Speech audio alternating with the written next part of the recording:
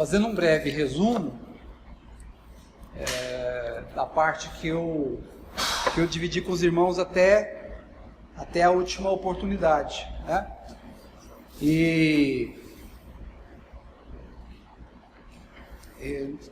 para quem não estava aqui e para quem estava, nós começamos com um aspecto de uma contribuição geográfica, que de alguma forma estava ali corroborando com a Epístola de Gálatas. Então, nessa contribuição geográfica, nós vimos a origem dos Gálatas, nós tivemos também um breve comentário da história dos Gálatas até quando eles chegaram na Ásia Menor.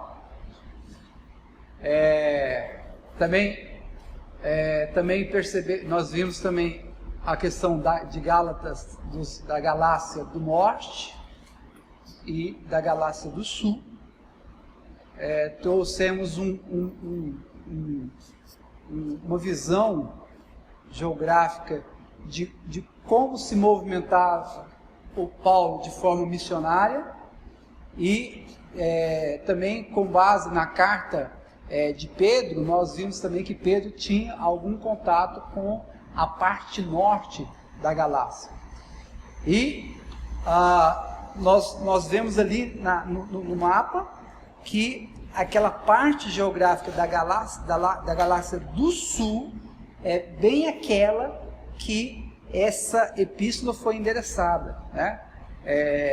E vimos também que as cidades que estavam ali, as igrejas que estavam ali envolvidas, né? Naquela região onde Paulo se movimentou ali missionariamente. No mesmo momento, nós também vimos a movimentação de Paulo nas cidades e percebemos 10 confrontos dos judeus com Paulo, e tudo relacionado ao Evangelho.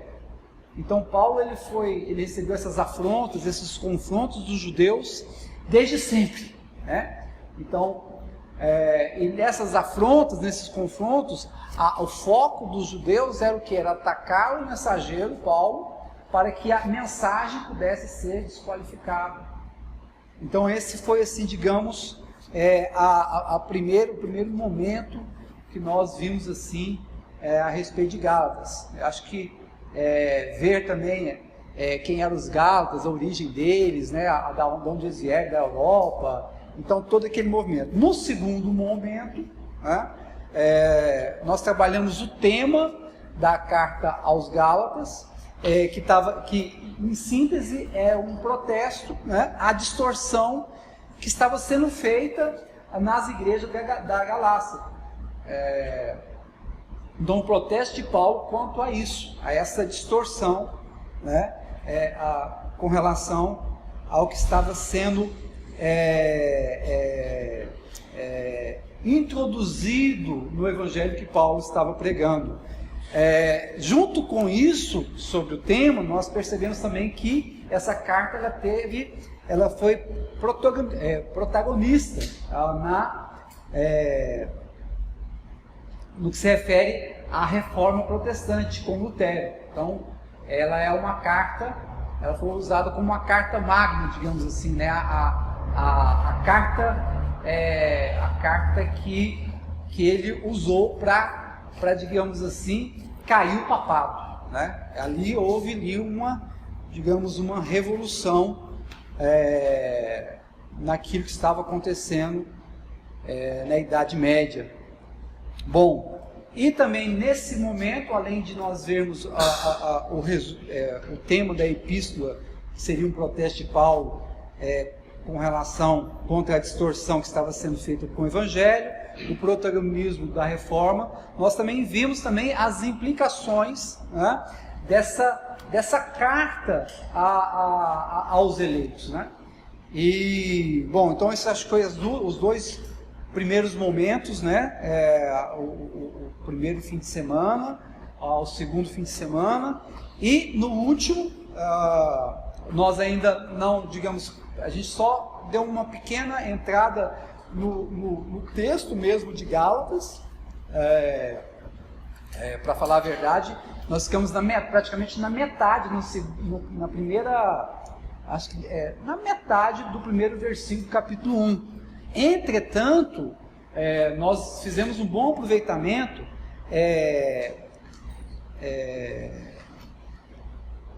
no sentido de que a primeira parte da epístola, que é a introdução, ela tá dividida em duas partes. A primeira parte, isso é bem interessante a gente tomar nota. A primeira parte, que vai do versículo 1 ao versículo 5, Paulo ele vai, digamos assim, estabelecer os fundamentos para discorrer a epístola. Ele vai trabalhar ali os fundamentos para que ele possa, em cima desses fundamentos, ele começar a tratar as questões dos débitos, digamos assim, dos irmãos nas igrejas da região da Galácia do Sul. Então ele estabelece esses fundamentos, e uma das partes desses fundamentos que nós vamos ver tem a ver com a sua biografia, né? Ele toma ali ele expõe ali um pouco da sua biografia, para servir um pouco de base ali, para que ele, nessa introdução, para que ele possa discorrer todos os outros capítulos em si. Bom, a segunda parte da introdução, eu quero ficar só na questão da introdução, só na questão da introdução. Nós vamos ver a questão do motivo, né? O motivo. Dentro da introdução, nós vamos ver o motivo que Paulo teve para escrever essa carta. Ele mostra qual é o motivo, e nesse sentido, ele como que provoca os Gálatas. A ideia é provocar os Gálatas. Ele já começa ali, desde o início, no versículo 6, admira-me que estejais passando tão depressa daquele que vos chamou da graça de Cristo para outro evangelho. Então, a ideia dessa segunda parte da introdução é fazer essa provocação, essa mexida, né, no brio dos irmãos dos Gálatas, para que eles pudessem perceber aonde que eles estão entrando, o que eles estão fazendo com relação àquilo que foi entregue para eles nessa incursão, né, nesse evangelismo que Paulo fez, nesse trabalho de ensino que Paulo teve nos irmãos lá, os irmãos da Galácia. Bom, dentro desse aspecto da introdução, essas duas partes, nós estamos ainda nos fundamentos. E na primeira parte, que foi o último momento que eu tive com os irmãos, nós falamos a respeito do nome de Paulo, né? A questão do nome dele, as controvérsias, né, em torno do nome dele, e também o aspecto da corroboração em torno do nome dele, que faz parte também um pouco da biografia. Mas eu também fiz mais um tipo de provocação, para que os irmãos não tivessem em mente, né, que muito assim, há um senso comum no meio da cristandade, de que Paulo mudou de nome, né? Então, acho que tem os áudios, vocês podem recapitular lá, aí vocês vão perceber a fundamentação, o argumento que eu coloquei mediante a isso. Vocês vão perceber que Paulo não mudou de nome, né? O nome dele sempre foi Paulo.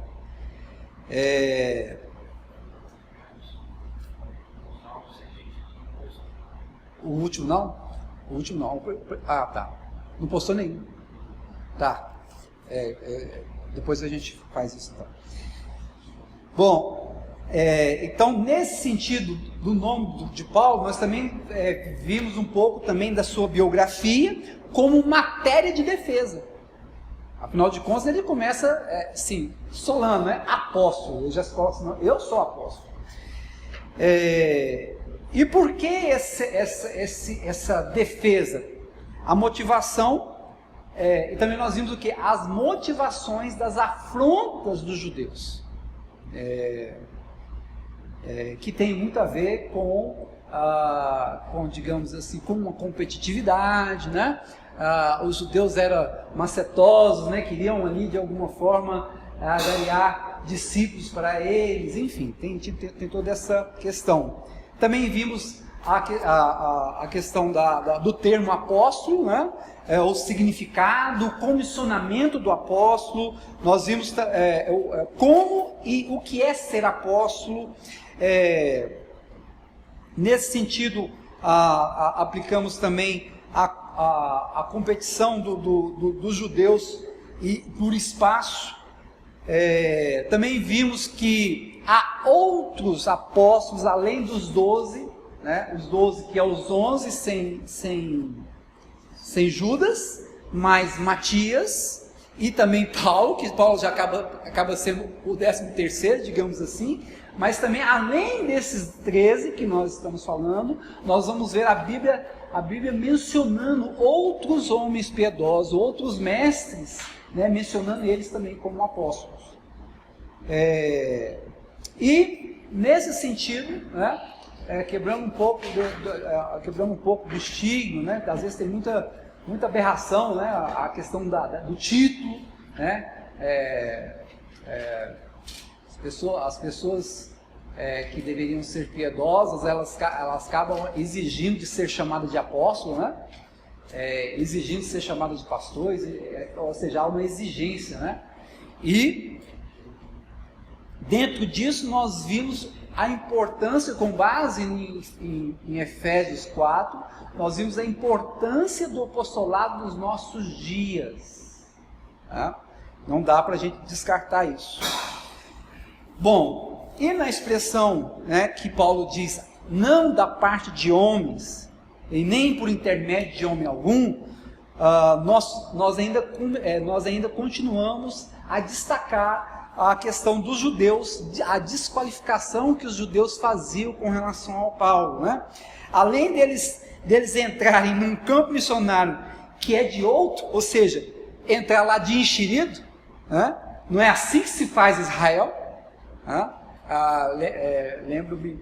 Lembro-me dos irmãos que de alguma forma contribuem conosco, nos ajudaram em algum aspecto da nossa formação, eles nos mostrando, tanto o Nino quanto os outros, né, nos mostrando que a gente não deve chegar numa cidade sem consultar o presbitério daquele lugar, se há espaço de trabalho. Nós precisamos pedir, digamos assim, bênção para aqueles que vieram antes da gente. Esses judeus não, né? Pegaram ali um grupo arrumadinho e estava ali enfiando sua cuia de enxerido. Esse era, digamos assim, o perfil dos judeus.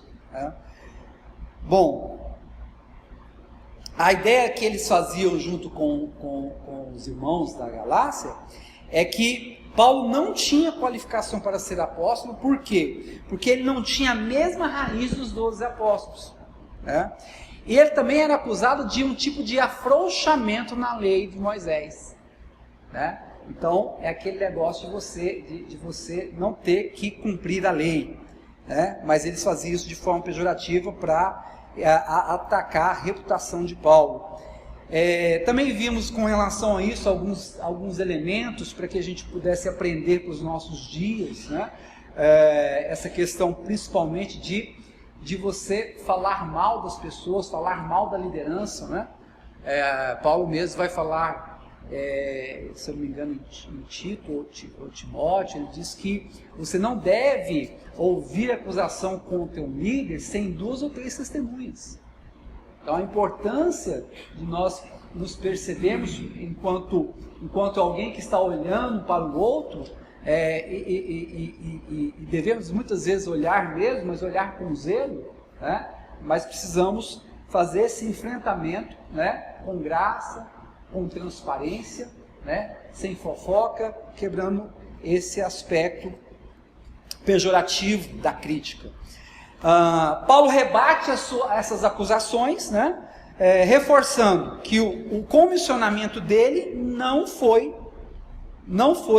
de vontade humana, que é a expressão que ele usa, não da parte de homens, não foi de vontade humana, mas sim de vontade divina. E nesse tipo de comissionamento, ele coloca a questão de que ele não é chamado da parte de homens, e ele não está entrando de enxerido nisso. Não é uma vontade humana, porque pela vontade humana você se torna enxerido a fazer as coisas de Deus. Então não é esse aspecto. Ele não está ali como enxerido, como alguém que está entrando na seara de outro. Pelo contrário, ele foi chamado por Deus para fazer exatamente aquilo que ele estava fazendo, comissionado para aquilo, para ser apóstolos dos gentios. E nessa segunda parte, onde ele fala que não é por intermédio de homem algum, aqui tem uma conotação um pouco mais, digamos assim, positiva, no sentido seguinte. Por exemplo, Timóteo era um mediato, ou seja, ele era uma pessoa enviada por homem. Quem enviou ele? Paulo. Paulo trabalhou com Timóteo e ele, digamos assim, ele enviou Timóteo ao trabalho missionário. Então, isso quer dizer, nem por intermédio de homem algum, mas Paulo não teve ninguém para enviar ele, homem nenhum enviou ele. Quem enviou ele foi quem? O próprio Cristo. Essa é a ideia das duas expressões.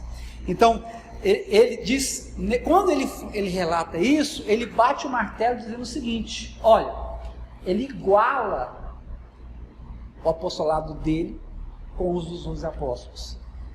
E eles mandam um recado, ou de certa forma ele manda um recado, para que os irmãos nas igrejas, os Gálatas, para que os irmãos na Galácia, eles percebessem o seguinte: olha, esses aí estão me acusando de que o meu ministério é coisa lá do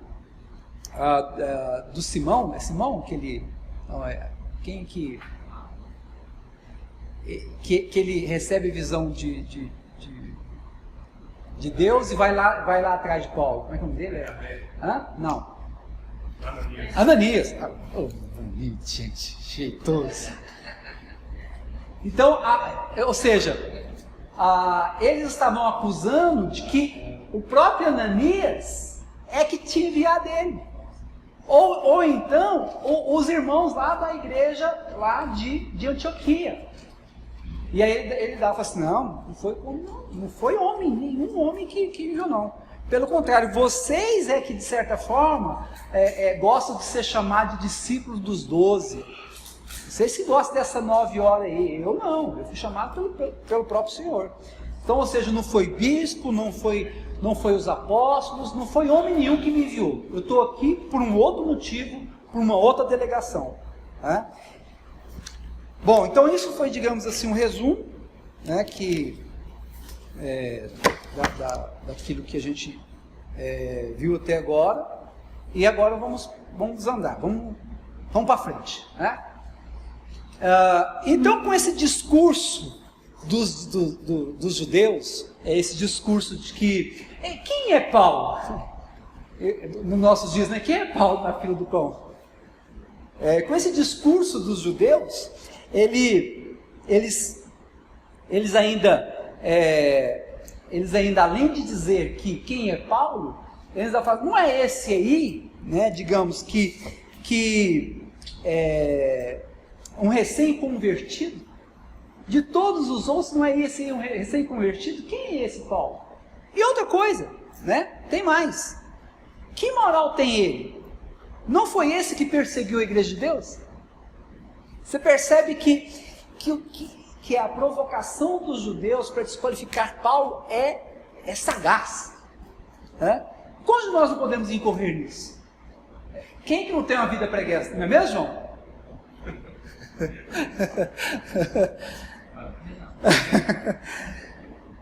E quantos de nós não somos, às vezes, principalmente quando a gente chega novo na fé, né? Aí vem aqueles crente velho, não é isso? Aqueles crente velho e fala assim,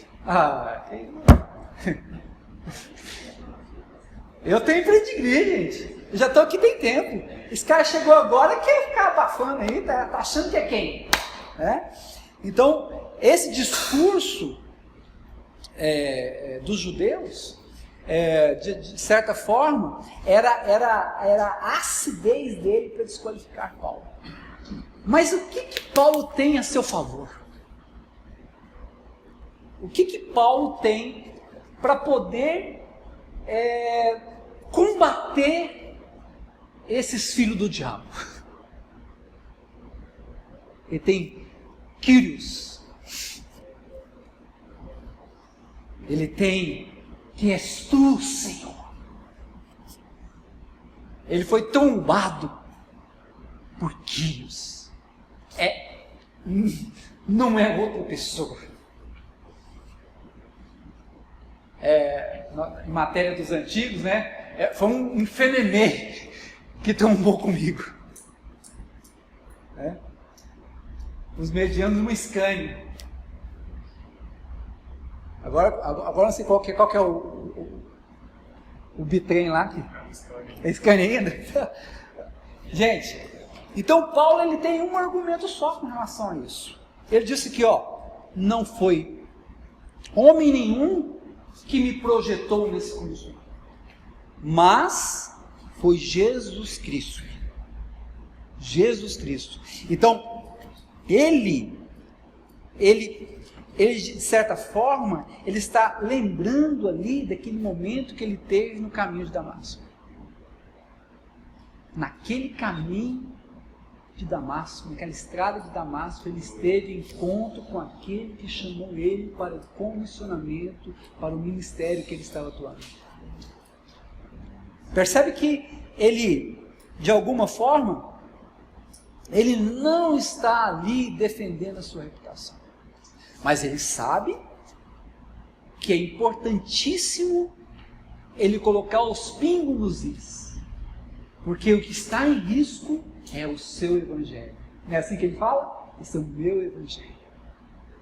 Olha, ele, como eu já disse em outro momento, ele pode arrolar Ananias como testemunha.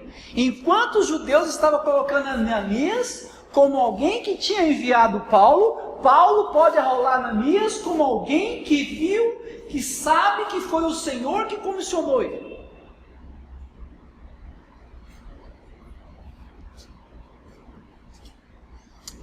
Novamente, Paulo aqui equipara o seu apostolado com os dos 12 apóstolos.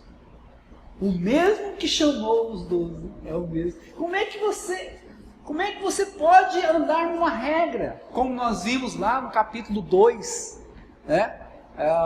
No capítulo 1, os 11 apóstolos querendo colocar alguém no lugar de Judas. Ele começa a traçar um tipo de requisito para que pudesse encontrar outro para substituir. Aqueles requisitos não adiantou. Precisa ter convivido com nós, que nós é os caras. E olha de onde? Desde quando Jesus foi batizado, até quando ele foi ao assunto dos céus.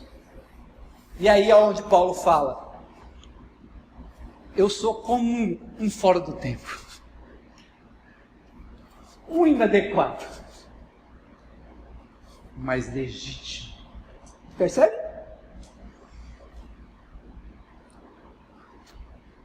Então Paulo, do capítulo 1 até o capítulo 2, ele vai se atentar a uma coisa só. Ele vai fazer valer a sua vocação, o seu ministério e o seu evangelho. Não é assim, eu provo isso, é dessa forma. Ele vai elevando ali essa defesa até que ele chega nos aspectos mais, digamos assim, pastorais. Bom,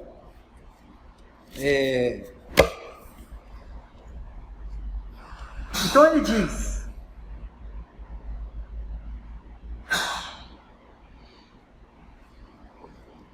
uma coisa importante para a gente percebermos em tudo. Paulo está atento aqui à pureza da doutrina, à pureza do Evangelho.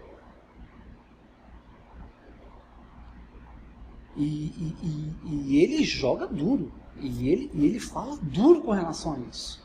Ele chega a dizer: se alguém, por um acaso, tocar nessa preciosidade, que seja anátema. Não adultera. Não mexe com deixar essa mensagem com outras coisas. Então ele joga duro com relação a isso. Mas nós vamos ver ele fazendo essa defesa. Precisamos do evangelho puro. Mas nós vamos ver também que ele, além de querer estabelecer ou confrontar para que a doutrina possa se manter pura, ele também se posiciona com uma certeza do seu chamamento. Como isso é importante. Às vezes você não tem certeza do seu chamamento, às vezes você não tem certeza daquilo que Deus está te colocando para a sua vida. E isso pode ruir tudo. A mensagem fica prejudicada. Quando nós não temos certeza da filiação, quando nós não temos certeza daquilo que o próprio Deus fez em Cristo Jesus por nós, nós ficamos inseguros em pregar o Evangelho. A falta da convicção daquele que nos chamou das trevas para a sua maravilhosa luz, nos faz ficar inadequados para o reino de Deus. Mas Paulo, com essa convicção, o que ele diz? Foi Jesus que estabeleceu o chamado. O meu chamado não foi estabelecido para o outro, foi Jesus. Jesus me chamou.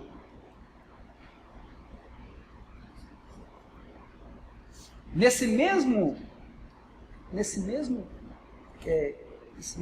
trecho, onde ele diz: olha, não foi homem, mas por Jesus Cristo, ou foi Jesus Cristo que me chamou, ele diz assim também: por Deus Pai. Então ele não só relata que foi o encontro dele com o Senhor, com Quírios, na estrada de Damasco, não foi uma coisa unilateral, digamos, de Jesus. Porque Jesus, ele é aquele que não faz nada que seu Pai não esteja fazendo. Percebe isso? Então, Paulo entende que Jesus não está desassociado de Deus. Não está desassociado de Deus Pai. E Jesus diz o quê? Em verdade vos digo, que o Filho nada pode fazer de si mesmo. Meu Deus, como pode um Deus falar isso? Nada pode fazer de si mesmo, senão somente aquilo que vir fazer o Pai. Porque tudo o que quem? O Filho. Porque tudo o que este fizer, ou seja, o Pai, o Filho também semelhantemente o faz. Irmãos, o que Paulo viu, ou o que Paulo entende de Jesus Cristo, ele não consegue deixar de dimensionar para que os irmãos pudessem experimentar essa realidade. Percebe por que essa parte da introdução é fundamento? Percebe por que não dá para pular isso? Percebe que o quanto que nós precisamos, de certa forma, ser consolidados com essa realidade.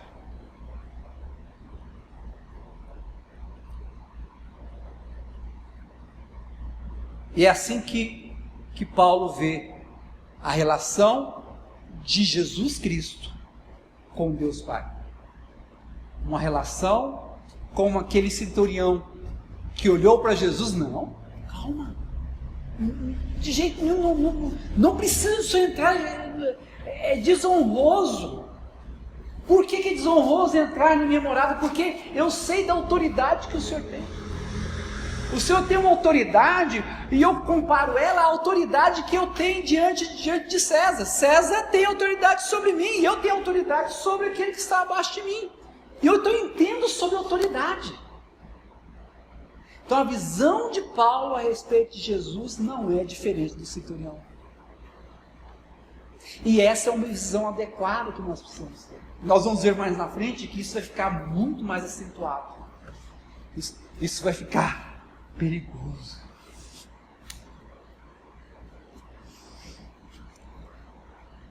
Bom, dando continuidade, ele diz que foi por Jesus Cristo com a anuência de Deus Pai.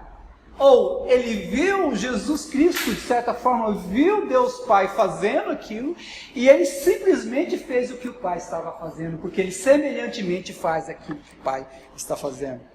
Bom, ele expressa, ele expõe isso e diz que o ressuscitou dentre os mortos. Quem ressuscitou dentre os mortos? Jesus Cristo. Mas você percebe que o texto está dizendo que Deus Pai ressuscitou Jesus Cristo dentre os mortos. É uma ação do Pai. Gente, isso é muito precioso, porque sabe o que é ter certeza? Você tem certeza que você tem a propriedade de alguma coisa quando você tem uma escritura e lá tem um selo dizendo assim, ó, certifico que essa casa, que essa propriedade, que esse terreno, que esse sítio, que isso aqui é de fulano de tal, bate carimbo, assina, pronto. Irmãos, Deus Pai ressuscitar Jesus Cristo é o selo da garantia que o Pai recebeu o sacrifício de Jesus Cristo.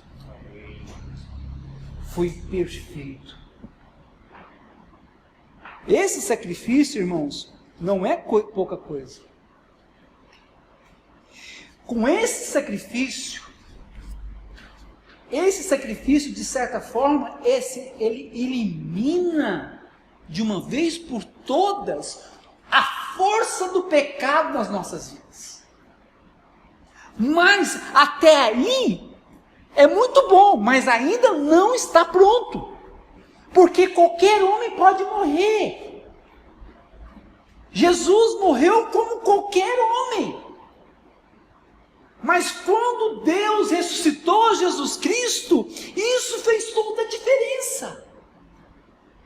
E não foi uma ressurreição como muitos outros, até nós vamos ver no Velho Testamento, que quando foi jogar o corpo de um piedoso na sepultura, tinha ossos lá, aqueles ossos começaram a pular.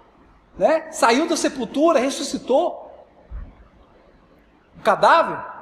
Não foi esses que ressuscitaram. Quando Jesus Cristo morreu, houve a ressurreição de muitas pessoas. Esses foram morrer, esses voltaram para o túmulo. Eu não sei de onde os nossos queridos católicos entendem que Maria não morreu, não sei como é que é esse negócio. Mas, gente, é só um que ressuscitou. Só um. E quem ressuscitou ele? Ressuscitou porque foi promessa e foi porque ele quer pagar a sua promessa. Ou seja, ele quer cumprir a sua promessa. Deus Pai cumpriu a sua promessa em Jesus Cristo. E quando houve essa ressurreição,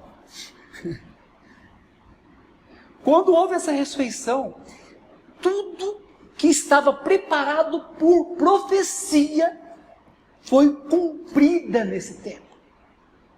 E o que nós recebemos com relação a isso? Santificação. Irmãos, além da ressurreição ser um selo de que o sacrifício de Jesus foi aceito por Deus, um Deus irado, um Deus que já exterminou a terra com água, um Deus que vai exterminar a terra com fogo, esse Deus irado foi apaziguado por uma ressurreição. Ele recebeu aquilo como uma oferta perfeita. Então, agora, o homem morreu, e segundo a profecia, os nossos pecados estão apagados. E não só apagados no sentido de não ter mais memória diante de Deus. E não só passado e presente, mas futuro dos nossos pecados. Além dessa anulação, porque não sei como é que Deus não lembra desse negócio, mas Ele disse que não lembra. Além dessa anulação, nós vamos ter a força do pecado sendo eliminada. Por quê? Porque quando Ele ressuscitou, e não só quando Ele ressuscitou, mas quando Ele foi assunto aos céus, aquele que estava nele, o Espírito Santo de Deus, foi nos dado. Esse mesmo Espírito que selou Jesus Cristo para cumprir tudo aquilo que Ele tinha que cumprir em obediência, esse mesmo Espírito que estava nele, foi junto com Jesus para o céu. Chegou lá, festa primeiro festa. Não dá para ficar sem festa. Enquanto os discípulos estavam aqui lamentando, orando, jejuando, 10 dias aqui, festa nos céus.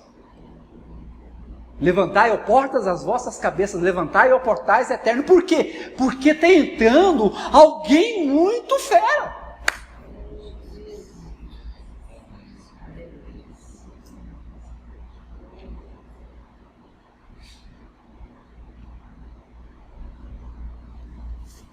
O filho voltou.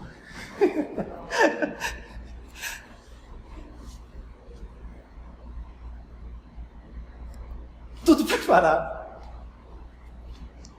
Esse banquete que nós vamos ter, quando nós nos encontrarmos com o Senhor novamente, esse banquete teve quando Jesus chegou nos céus. Mas certo, a festa terminou por quê? Porque tem uns infelizes lá que a gente precisa acudir eles. E ele disse, ele prometeu, não, eu preciso ir, não me prende, não, eu preciso ir, não me prende, eu preciso ir. Porque se eu não vou, eu não tenho condições de mandar o outro, de enviar o outro. E quem que é o outro? Paracleto. O Consolador. O nosso ajudador. O nosso companheiro. O nosso parceiro, ó, de batalha. E quando ele veio, ele não veio só tipo, o que eu vou fazer, olhando para lá e para cá, não, ele veio e se apossou daqueles que creem.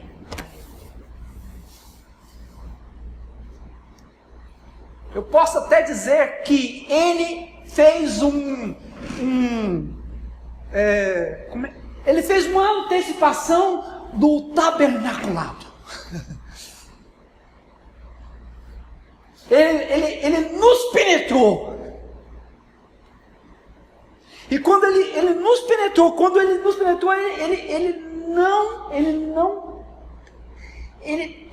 ele se deixou a ser cativo neste lugar. Por quê? Porque ele quer preparar esse lugar como uma habitação perfeita para a segunda vinda de Jesus Cristo. Então, queridos, não tem nada mais precioso de nós ouvirmos que Jesus ressuscitou. Jesus ressuscitou. É por isso que eu tenho esperança.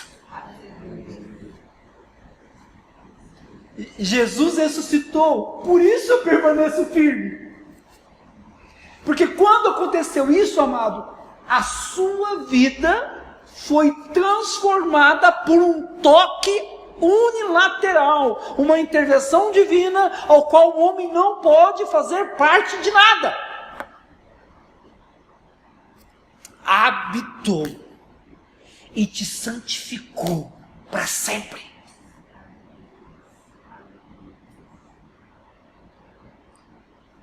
Como é que é isso? Quanto custou isso? Para você nada. Para você nada. Mas para Jesus custou tanto que o profeta relata que o cordeiro receba a recompensa do seu penoso trabalho. Quando Jesus estava sob essa faceta da justiça de Deus, quando os seus nomes estavam postos sobre aquilo que era o juízo de Deus, ali não tinha filho, digamos assim, ali tinha alguém para ser sacrificado. E as Escrituras dizem: agradou Deus no erro. Agradou Deus no erro. Não foi brincadeira.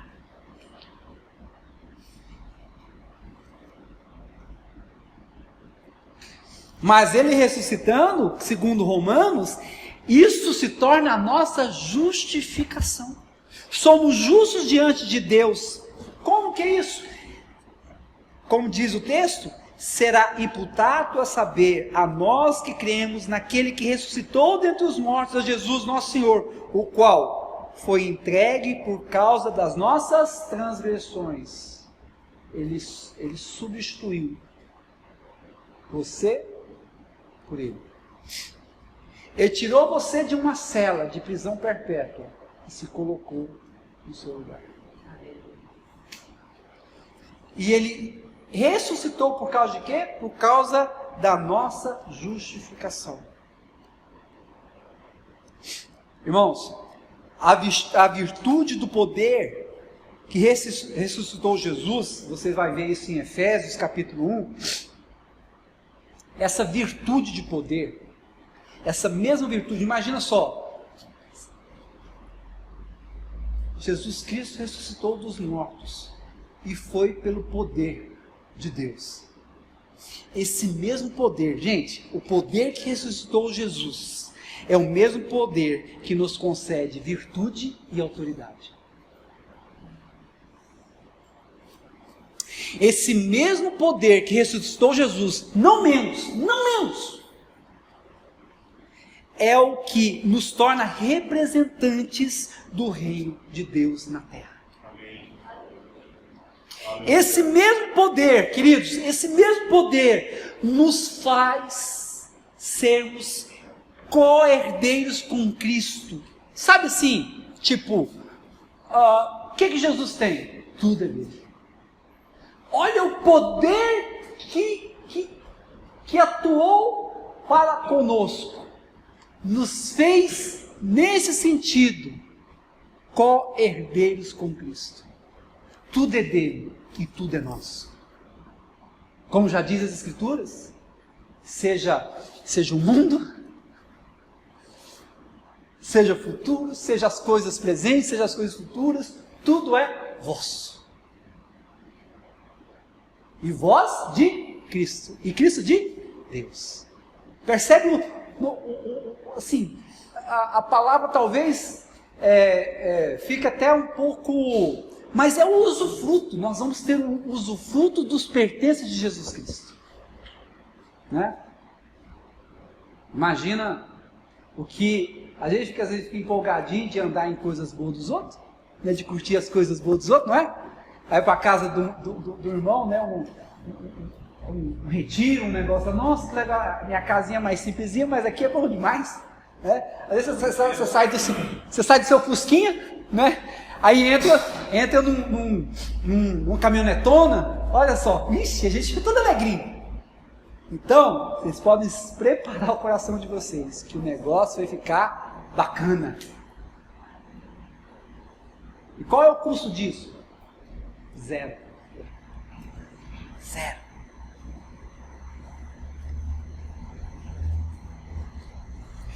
tudo que Deus deu a Jesus é herança nossa.